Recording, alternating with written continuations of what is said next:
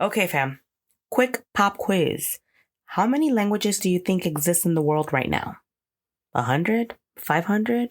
2,000? Try again. It's over 7,000. Yeah, 7,000 ways to say what the fuck. Welcome back to Fluent AF, the podcast where language meets culture, slang gets decoded, and your worldview gets a glow up with a side of sass.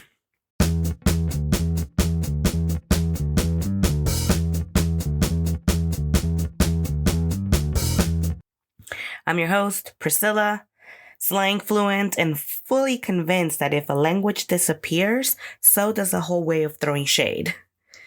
Let's get into why these 7,000 languages matter, why some are dying, and what that says about power, memory, and vibe.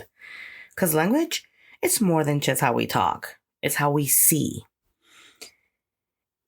Yup, around 7,168 languages are spoken today.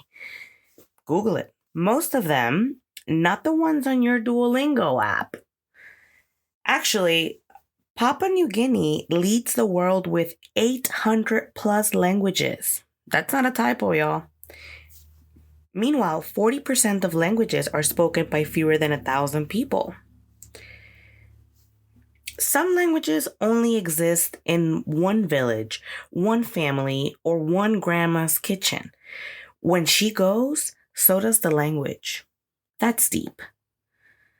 Language death, colonization, forced assimilation, migration, media domination. The real tea is some languages didn't fade, they were erased. Examples, indigenous languages in the Americas, Aboriginal languages in Australia, African languages during the transatlantic slave trade. You don't just lose words. You lose metaphors, lullabies, inside jokes, and names for your ancestors' plans, dreams, and gods. By the way, shout out to the preservation warriors, man. All those linguists, elders, kids learning their ancestral tongue via TikTok or WhatsApp. Rooting for y'all. Love what you're doing. Now, on our first episode, we got pretty nerdy and we talked a little bit about how language shapes your worldview. And we talked about, the Sapir-Whorf hypothesis, the idea that language shapes thought. And some languages have no words for past or future, and some have 50 plus ways to describe snow. Some have no pronouns. Some have 4 words for we, including one that means we but not you. That's not just grammar. That's how people see reality and how they draw the line between me and us. Language is culture's operating system. Delete the language, you crash the system. So you're wondering, well, Priscilla, why should I give a damn about any of this? Why should I care? Well, because it's all connected. Slang is a culture remix. Code switching is survival strategy. And language extinction is identity theft at a scale. So ask yourself, what languages are in your bloodline that you don't speak?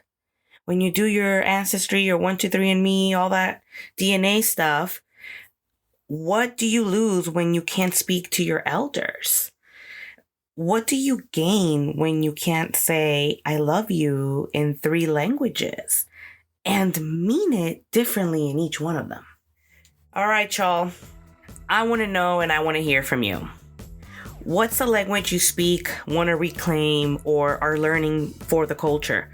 Drop a voice note, slide in my DMs. Bonus point, if it's a language that it's not on TV or on Duolingo. So whether you're fluent, fumbling, or just vibing with the idea that language is life, then you belong here.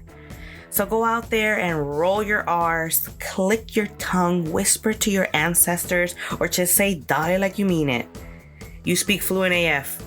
Deuces.